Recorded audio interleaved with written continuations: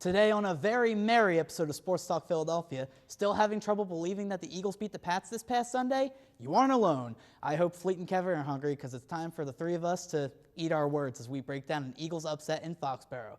Plus, we preview the Eagles-Bills matchup as LaShawn McCoy and his loud mouth return to the link. And finally, it's the holiday season, so what better to do than to list complaints about Philly sports? Myself and the rest of the panel channel our inner Frank Costanza as we review Philly sports in 2015. Take a break from writing your Christmas cards because the final episode of STP in 2015 starts right now. Let's go.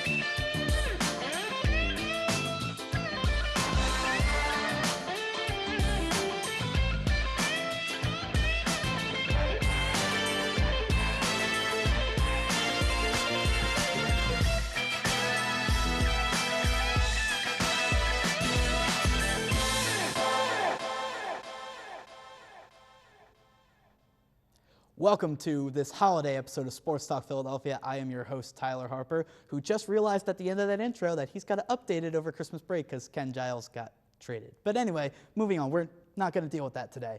Instead, me and my merry panel over here, as you can see, we're decked out in our Christmas gear. We, at least three of us are, we got a little bit of explaining to do. So guys, raise your hand if you picked the Patriots to win this past Sunday.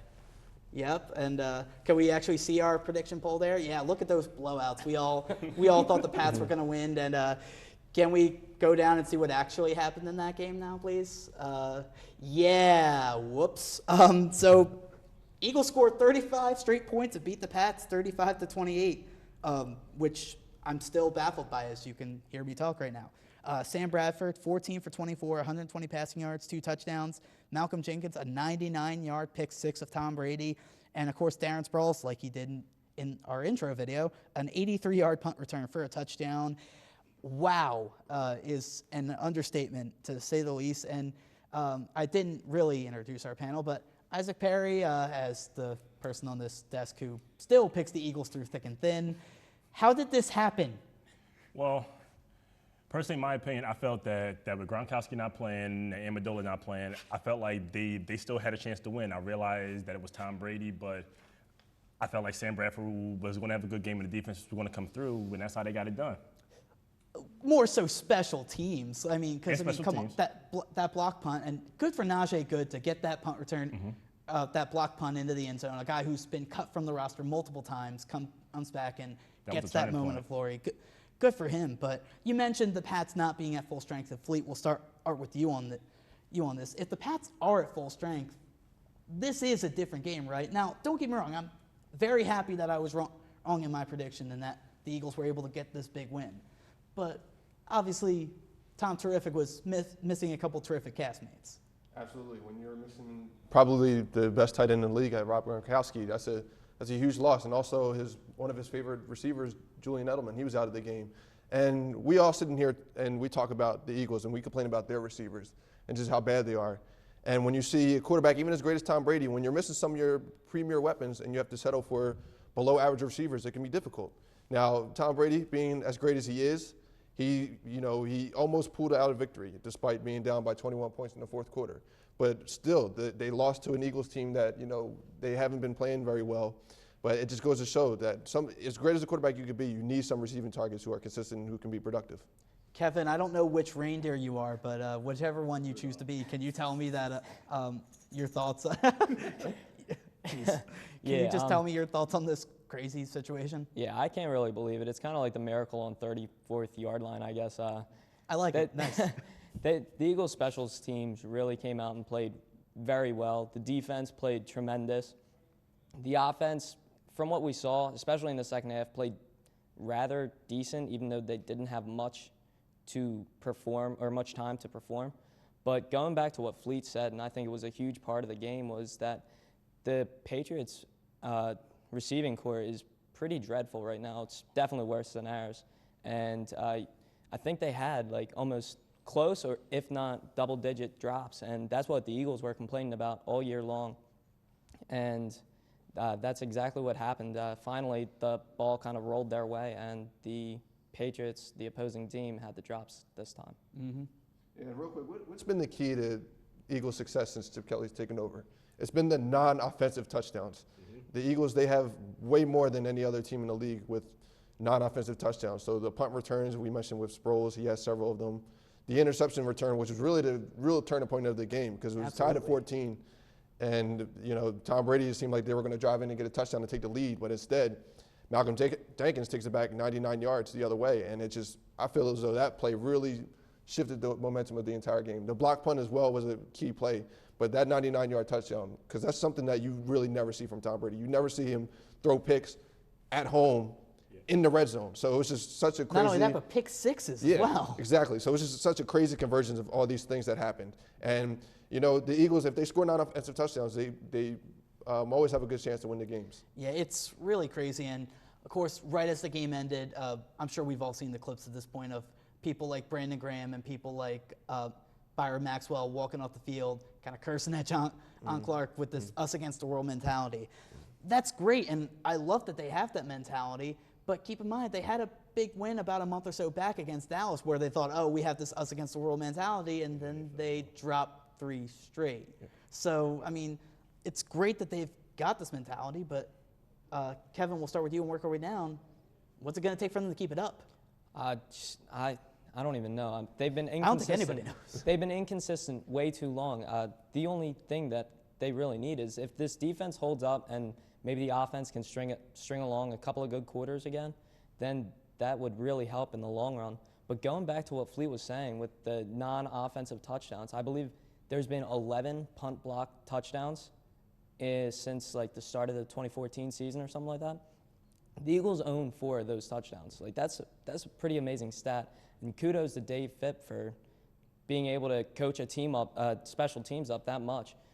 They're going to need special teams and every other asset to come out and play hard against the Cardinals and the Bills this week. Yeah, it's going to be interesting. Isaac, what about you? What's it going to take to actually keep this mentality and not fall off like they did after they beat Dallas? I think that Sam Bradford is going to be the key because right before he got hurt, he was actually progressing really nice until he got hurt.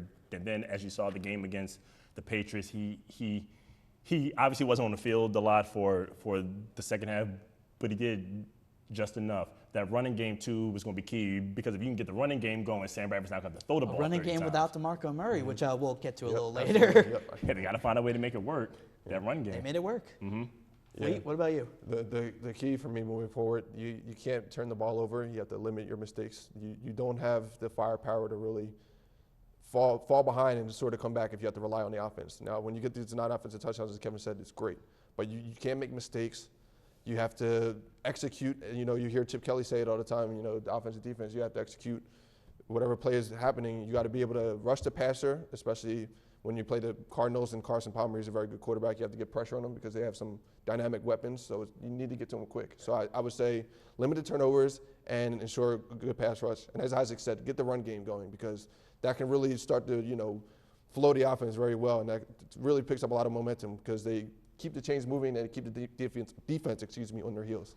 Yeah, so now with this huge, obviously huge, biggest win of the season, win over the Patriots, and with the Redskins falling to the Cowboys on Monday Night Football, there is now a 3-way tie atop the NFC East between the Eagles, Giants, and the Redskins. And the Cowboys, who, oh, by the way, only have 4 wins, are just one game back. There is a scenario that each team in this division, if the scenario plays out right, could finish at 6-10. So, Fleet, we'll start with you. 1, are the Eagles the favorite in this division? And 2, is there a favorite in this division? Yeah, it's kind of like the way you use the word favorite is kind of tricky. Very loose term. Yeah, because all these teams just been playing such terrible football, and you know we used to rag on the AFC South for how bad all 4 teams have been in that. At least they have teams over 500. Yeah, like this division, they're just all playing dreadful football. And it's so unpredictable. I guess you can give the Eagles the favorite by default. But if you look, if you look at everybody's schedule, each team in the division has some tough games left. Yeah. And as you said, it'll probably come down to if they can beat each other. Whoever beats each other in the division is really what it's going to come down to. Yeah. And I think that will determine the division winner. And it could be 7-9, 6-10, as you said, which would be ridiculous. Yeah, Trent Dilfer had a funny quote before the Dallas Redskins game on Monday night, and he said, yeah, this division's going to be won by whoever sucks the least. Yeah. And, I mean, that's not way to put sugarcoating it, but guess what? It's 100% true. Yep. So, Kevin, are the Eagles the favorite in the NFC East? I definitely have to say that, especially after that win that they're coming off of, I'd put them at the favorite. They have almost the easiest schedule because they have 3 home games remaining. Everything's They kind only of have 2 wins at home. Yeah, well, Yeah, they're not very good that's at a home. different problem that they're going to have to address, and hopefully they can make those adjustments and do it this week. But I'd certainly have to say, because you saw Washington played horrible, absolutely atrocious, and so did Dallas, but Dallas was able to squeak away with the victory. And I just don't see the Giants holding off long enough and beating the Eagles. Well, we'll see. And the Eagles' journey to possibly the top of this garbage pile of a division starts this Sunday at home with the Buffalo Bills. So you figure after all this, we'd all pick the Eagles and have a surge of confidence, right? Not exactly. Yeah, I'm picking the Bills this week because, as we mentioned earlier, yeah, we had this big win like this against Dallas, and then it kind of fell off and obviously lost 3 straight. And the Bills are a good team. Let's not write the Bills off at all. And people are going to be focusing on LaShawn McCoy. I'm focusing on Sammy Watkins. 21-13 is my final with Sammy Watkins as my MVP. He's a top 10 receiver in this league, and if you don't pay attention to him, he's going to burden the secondary. Fleet, 31-21. LaShawn McCoy is your MVP. Yeah, coming back to Philly, he has such a huge chip on his shoulder. You hear all the scaffolds with chip. I think Rex Ryan will feed him the ball a ton, and he's just going to have a big day and beat the Eagles. Isaac, ever the optimist, I guess. 24-17 is your final, 20 with the Eagles winning. Connor Barwin as your MVP. Take us through it real quick. Yeah, all Buffalo has as a rushing game. Defense shuts that down. Eagles win the game. I guess. We'll see. And finally on the end, Kevin Cook, Buffalo winning 31-27, and you've got Shady as your MVP. Real quick, take us through it. Basically the same thing Fleet said. Chip's coming back. He's got Shady's coming back. He's got a chip on his shoulder. And I like it. I mean, how many times have we seen Shady beat an opposing team basically by himself? And I think that's probably going to happen to our Eagles this week. All right, well, we'll see what happens this Sunday. All right, we're going to take a quick commercial break, but when we come back, we got a special holiday treat for you, so don't go anywhere.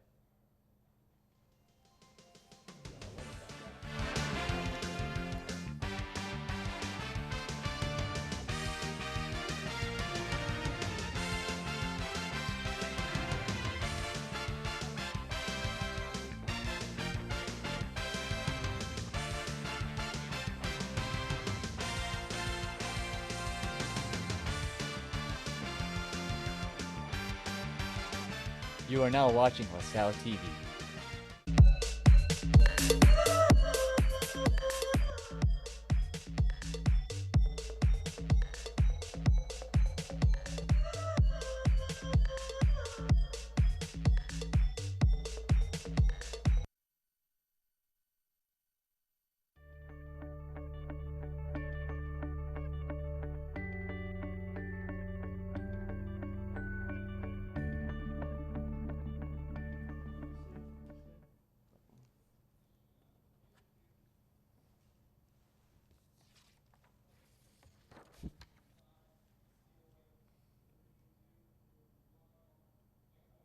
Welcome back to Sports Talk Philadelphia, and it's time for us to kick off our holiday celebration. We're not necessarily going Christmas naughty or nice list. We're actually going to channel our inner Frank Costanza and go with Festivus, the airing of grievances. As Frank Costanza says right there, I got a lot of problems with you people, and now you're going to hear about it. And boy, I'm sure do we have our respective problems with Philly sports this year. So just for multiple reasons. So we're at least going to get one grievance in real quick, and someone's going to comment on it, and then just from there, we're going to see how many grievances we can get before the show runs out. So we're going to start with, well, I guess me, since I'm hosting this thing. And my grievance is with, well, we just talked about him in the previous segment, LaShawn McCoy. You see right there, Shady playing the role of Scrooge in his return to Philly. Yeah, get used to the bad Christmas jokes. My grievance is this issue has gone on long enough. I'm sorry, Chip Kelly, he's not a racist. I do not subscribe to that theory in the least. He just saw a move on the table. It was a high-risk move, and right now it doesn't seem like it's paying off that much. But in regards, I mean, I guess I don't hate Chip for trying the move. Shady's been the one carrying this issue on and on. Of course, after week 1, he takes the picture with Todd Herremans and Trent Cole and says, oh, get a picture of the Chip Kelly rejects. Like, dude, stop. Just focus on the game, focus on your team, and we'll see where it goes. Isaac, what do you think about Scrooge McCoy? Yeah, it has gone on long enough. I do know that he felt disrespected because what Chip didn't talk to him. I understand all that, but like you just said, you know, that was like back in August now. It was back earlier than that. Earlier than that, I'm sorry. It was back in like March. Yeah, I'm sorry. I'm sorry. Oh, no, I got you. But yeah, enough is enough. Yeah, enough's enough. But like you know, you're a big kid, like, you know. Yeah, like, he's a dad, too. That's the funniest part about that. He's a dad, and he's setting a great example. Fleet, real quick, your comments on Scrooge McCoy? Yeah, like you said, it's kind of taking its course. But if you think of LaShawn McCoy, he has a huge ego. You know, he probably felt like he was the mayor of Philadelphia because, you know, he basically carried the team on his back and he produced so well. And, you know, he's from Pennsylvania. He played collegiately at Pennsylvania, and then he got drafted by the Eagles. And I don't think he wanted to leave. So I think the fact that he had to go to a town like Buffalo, he probably wasn't too thrilled about that. He was used to being the big guy on campus in a big city like Philadelphia. Yeah. So he was probably just disappointed in that. Who hasn't won since Jim Kelly years? Yeah. Buffalo, I'm talking about. Yeah, I guess. All right, so now we're going to move on to Mr. Fleet's first grievance, and you have a grievance with the current Eagles starting running back, don't you? If we could see that on the screen, please. DeMarco Murray, yeah, that dude, he's been driving me crazy. Now, when he originally got signed, I agree with the signing. I was like, okay, this isn't too bad. They talked about how he can make that one cut and go, and that's kind of the thing that LaShawn McCoy lacked. But he's just been so unproductive since he's been here. You know, you start with the game against Atlanta, and how many times he just got stuffed in the backfield, and then against Dallas he didn't do anything, and you figured he'd have this huge chip on the shoulder playing his former team, and he's just not been effective. And now some people blame Chip Kelly's system, but you know, maybe it's not as good as we all thought. But nonetheless, he's being unproductive, and when the team performs better without him, he complains. For example, after they beat the Patriots, we talked about how great of a win that is.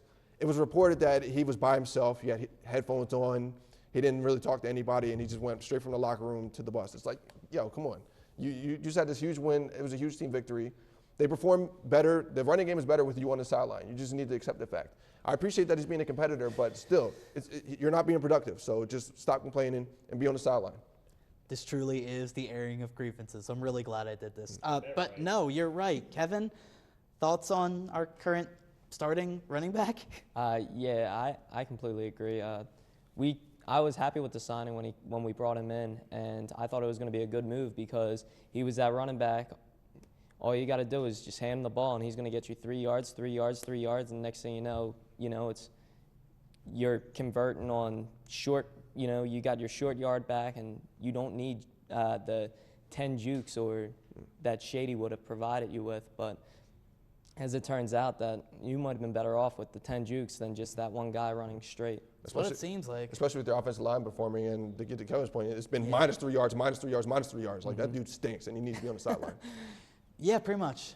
All right, now we're going to move on from bad to, well, worse with Isaac's grievance, and that's with the Sixers front office. Trust the process? Isaac, take us through it. In 2013, the Sixers were, 4 minutes away from going to the East Finals.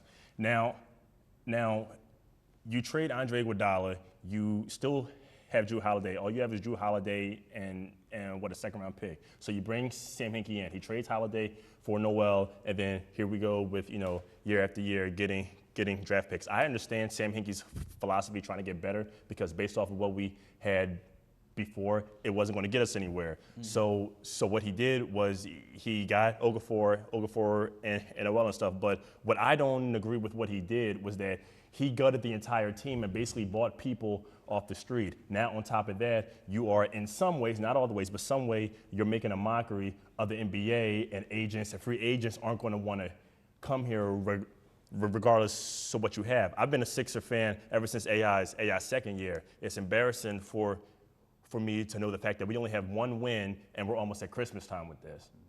So Players like Nick Stauskas in your roster. Disappointing. Want to continue with that thought? Yeah. Not necessarily on yeah, Stauskas, finish. but just in general in the front office?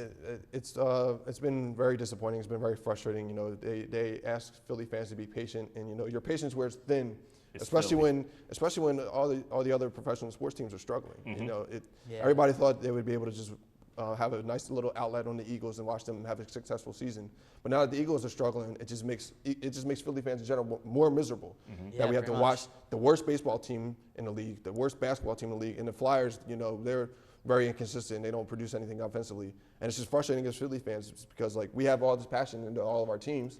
And they all struggle, and it's just really annoying. Yeah, we never had You that mentioned, before. sorry to cut you off, Isaac. You mentioned inconsistency in the Flyers scoring department. Hey, that brings up Kevin Cook's grievance with Jake Voracek. Let's, it's continuity. This is the way this show works. Let's see Jake Voracek. Oh, there we go. 1 goal on 81 shots on goal. Kevin, what's up with Voracek? Oh my goodness. What's going? More like Voracek, really, right now. Wow, nice. But what is happening right now? He just got signed to a pretty nice deal. The Flyers really do need him. Somehow they're sticking slightly around in this division, but I really don't know how they're competing in games without what was a leading point scorer for them. I think he was 4th last year in points, and he has not performed, or well, he hasn't scored he really hasn't 1 scored goal on any 81 shots. Like it's actually amazing. Like, where is the luck at with that?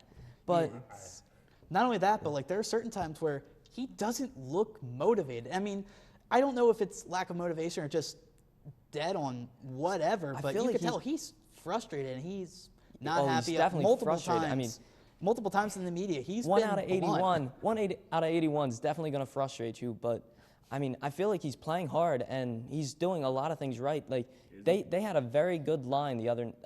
Him and his line played very good shifts against the other night. But I just don't know what is happening with the goals. Like it's really unbelievable. I'm sorry, I'm at a loss for words. No, no, you are not at a loss for words. I heard all of that, but that's good. This is why we're doing this. It's therapeutic in a way. We're not going to be on TV for a month, so it's going to be interesting.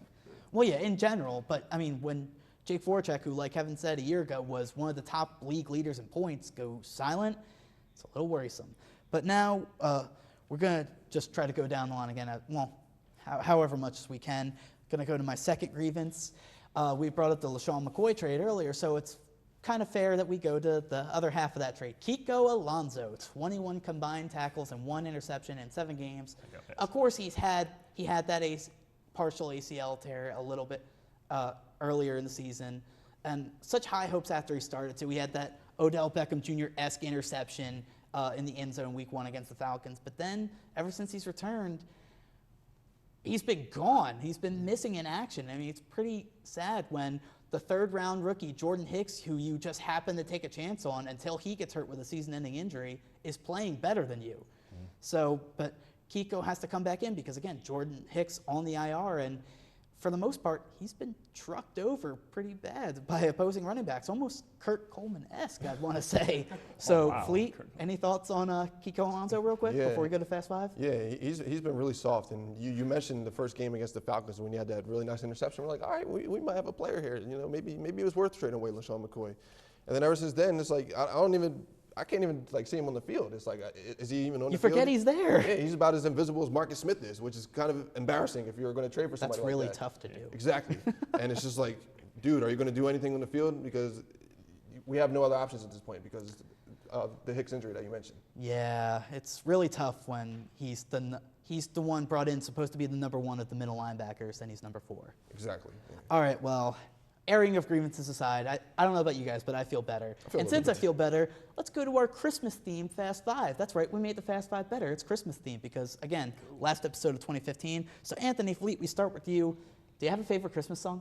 I really like that Sleigh Bell song. I don't know who's the original artist, but I hear a lot of different variations. Lovely of weather it. for a sleigh ride together with you. I like it. That's a great song. I'm obsessed with that song. You were singing it before we were on air today. That's because I was just thinking, Like, I wonder if I do It's like like you're Christmas psychic. song. Yeah. I like it. Yeah. All right. Kevin Cook, I think you talked about this a little earlier too. What's your top Christmas movie and why? I got to go with Christmas Vacation. There you I'm go. sorry, Elf finishes a close second, but Christmas Vacation, just everything about it. You get the big three with Uncle Eddie, Chevy Chase, and In the squirrel. Ellen, right?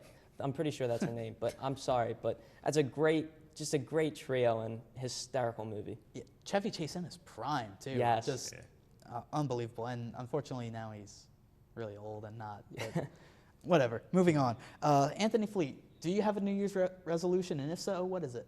Oh yeah, I'm gonna start going to the gym like every day. You know, pump some iron. No, I'm not gonna do anything. I don't have any New Year's resolutions. You had me hooked on that. I'm not gonna lie. Nah, I'm good. I was gonna say, what? You're already taller than everyone. Now you're definitely gonna be stronger than everyone too. Nah, probably not. I'm good. You're just gonna flex on the desk after winter break, just like ripping your suit every week. I mean, I'll try to go to the gym once in a while, but nah, nothing. Don't worry, I'm thinking the same thing. I don't know if it'll happen. Stay tuned, folks. Exactly. Isaac, what's your favorite Christmas TV special, a la like Rudolph, Charlie Brown, or whatever, and why? Charlie Brown, because I'm a big fan of the Peanuts game. Oh yeah, I I'm a big fan of completely that. agree. Maybe one day Charlie Brown will kick that football. Maybe one day. I have hope. I Yeah, mean, unless Lucy keeps. Hey, I'd take him over Well, Sturgis any day of the week. Yeah, seriously. wow. Shots I fired was by thinking the Kevin same thing. I'm Cook. not gonna lie. I should have my grievances about Sturgis. That's what I should have did. That's all right. There's always next year Yeah. if he's on the roster I'm next. sure we'll still be complaining next time we're back on his desk. Oh boy. And lastly, we go to Kevin Cook. What's item number 1 on your Christmas list? Oh, wow, I don't even know. Stuff, right? Yeah, I guess, I don't know. I need some new shoes. So, Mom, Dad, hit me up with some nice running shoes. You want a PS4? No, Oh, just some Running shoes. You heard it, Santa. Kevin Cook wants running shoes. Get your favorite reindeer running shoes. All right, well, thank you guys for coming on for this happy holiday edition of Sports Talk Philadelphia. And thank you all out there watching. Of course, over the break, you can hit us up on social media, either Facebook, Twitter, email, full episodes from the first half of this season up on YouTube. And of course, the website, lasalle.edu/LaSalleTV. So on behalf of everyone on desk and the entire LaSalle TV family, I'm wishing you guys out there a very happy holiday season, whatever you may celebrate. Hope you enjoy it with you and yours, and we will see you all in 2016. that's a nice.